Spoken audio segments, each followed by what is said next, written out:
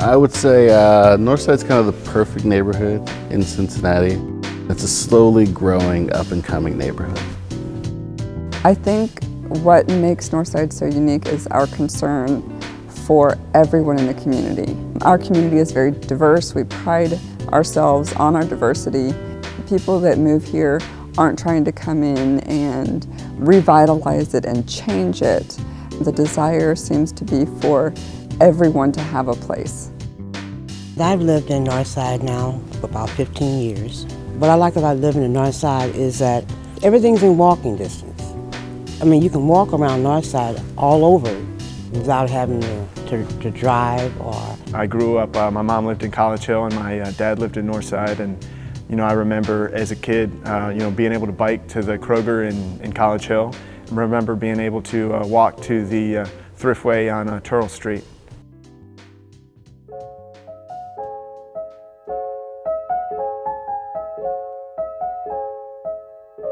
The building that we're in is the old Save-A-Lot building.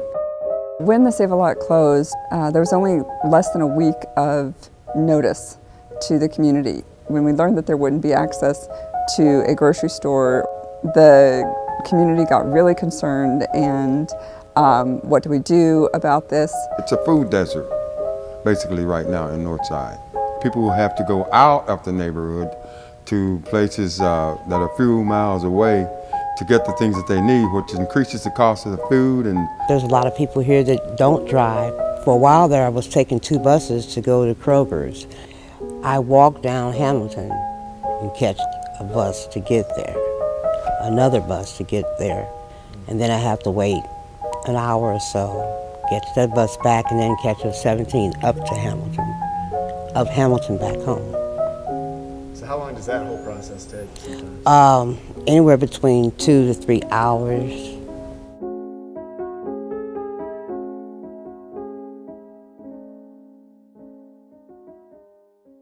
Heather Sturgill approached me because at Cincinnati Union Co-op Initiative we create worker-owned co-ops. And so she said when Save-A-Lot closed in September of 2013, she said, could you all create a worker-owned grocery here? And when she came to me, I was a little bit concerned because I knew that grocery stores operate on a really thin margin and that Kroger's have been closing a lot of neighborhood groceries. And I wasn't sure if we could come up with a feasible model. But she approached me at the same time that 2 other neighborhoods approached us. And we felt like there was really clearly a need for this. We started out with feasibility studies. We studied competitors in the area. We studied, how much of a gap is there. We did a pretty extensive survey, actually, with 25% of the households of Northside, 17% of the households of College Hill. After the feasibility studies and the surveys, we decided we can succeed with this store.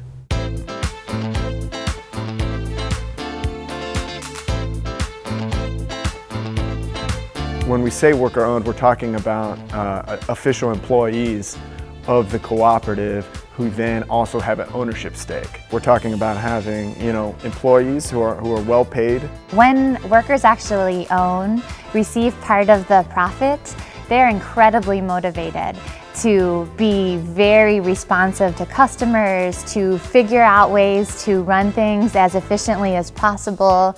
They're just very motivated. They give 110% because it's their business. One of the different things about Apple Street Market is that we're adding the community owner element into it as well. And we think that's important because it's important to get the input of the community. What kind of products do they want to see in the store? What kind of store do they want to see? So when people become so deeply involved with it, it can only be good for our long-term prospects.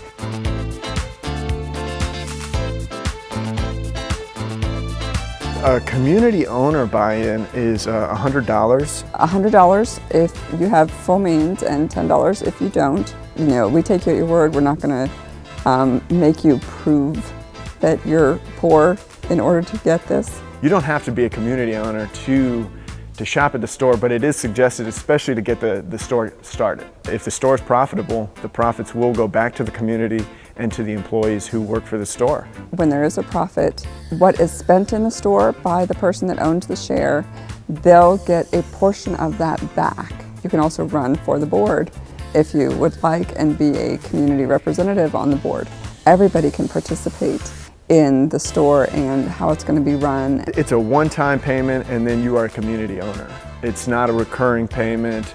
I do think we're making great progress and I think we will go forward, but if we can't go forward, everybody will have their money returned.